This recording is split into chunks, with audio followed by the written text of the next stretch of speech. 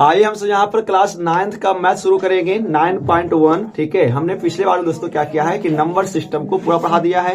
क्या प्राकृत संख्या होता है, क्या पूर्ण संख्या होता है, क्या पूर्णांक संख्या होता है। ठीक है, हमने आपको पूरा नंबर सिस्टम के बारे में पढ़ा रखा है। हमने आपको नंबर सिस्टम इसलिए पढ़ाया कि जब हम सब चैप्टर स्टार्ट करेंगे ना, तो चैप्टर कहीं ना कहीं नंबर सिस्टम से बनेगा। ठीक है, तो आइए हम सब यहाँ पे देरी नहीं करते हैं और हम सब यहाँ पर लेकर आते हैं 1.1 का सवाल नंबर 1। 9th का बुक है, एनसीईआरटी किताब है। ठीक है, सवाल नीचे शो करेगा दोस्तों इस प्रकार से। ठीक है, चलिए सवाल नंबर 1 क्या कहता है कि क्या शून्य एक परिमेय संख्या है? क्या इसे आप P बटा Q के रूप में लिख सकते हैं? यानी आपको ये बताना है एक सवाल नंबर 1 में क्या शून्य एक परिमेय संख्या है। तो हम आपको बताए थे सबसे पहले कि हम सब परिमेय संख्या किसे कहते हैं। तो जो संख्या को हम P बटा Q के रूप में लिख सकते हैं हम उसे क्या कहते हैं? परिमेय संख्या कहते हैं। ये सबको पता है। तो क्या शून्य को भी हम सब P बटा Q के रूप में लिख सकते हैं या नहीं?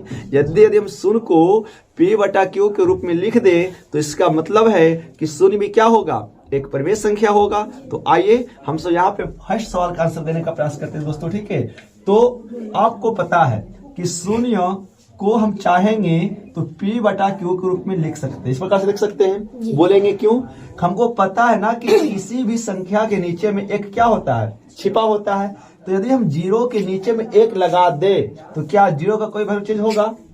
यदि 0 के नीचे में 1 लगा दे तो क्या 0 का कोई चेंज होगा? मान नहीं, वो कितना रह जाएगा? 0 ही रह जाएगा। समझिए, यदि कोई दो संख्या है, हमने दो संख्या के नीचे में 1 लगा दिया तो क्या 2 में किसी प्रकार का बदलाव हुआ? नहीं ना, ये अभी भी कितना लिखा हुआ है? ये अभी भी 2 ही लिखा हुआ है। यानी कोई संख्या 3 है और हमने क्या किया कि 3 को लिखा P बटा Q के रूप में। तो P बटा Q के रूप में लिखने के लिए हमने बटा में इसको क्या किया?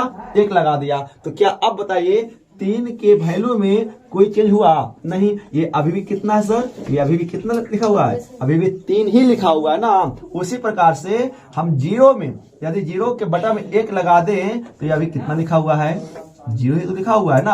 अब बताओ, तो जब 0 बटा 1 हो गया तो इसका मतलब ये हो गया कौन रूप में? P बटा Q के रूप में ना। तो इसका मतलब क्या है कि हम 0 को P बटा Q के रूप में लिख सकते हैं। क्यों? क्योंकि 0 एक हमारा कौन संख्या है जी? परिमेय संख्या है। तो इसका दोस्तों आंसर क्या हो जाएगा? हो जाएगा हाँ। क्या हो जाएगा? हाँ। शून्य एक परिमेय संख्या है और है ना, और हम शून्य को P बटा Q के रूप में क्या कर सकते हैं जी? लिख सकते हैं। ठीक है, इस प्रकार से हम सबको यहाँ पे क्या करना है? काम करना है। ठीक है, तो ये हो गया आपका फर्स्ट का आंसर और एग्जाम्पल में नीचे करके ये वाला आपको लिख लेना है। ठीक है, चलिए कोई दिक्कत नहीं। यानी इसका मतलब क्या है कि शून्य एक कौन संख्या है? परिमेय संख्या दोस्तों। ठीक है, चलिए उम्मीद है, आशा है कि समझ में आपको ये मैथ आया होगा। ठीक है, चलिए हम सब इसी चैप्टर का सवाल नंबर 2 लेकर आते हैं। ठीक है, सवाल नंबर 2 क्या कहता है कि 3 और 4 के बीच 6 परिमेय संख्याएं ज्ञात कीजिए। क्या करना है?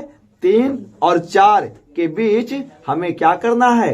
6 परिमेय संख्या को लिखना है। आइए हम इसे भी समझने का प्रयास करते हैं और बनाएंगे दोस्तों। ठीक है,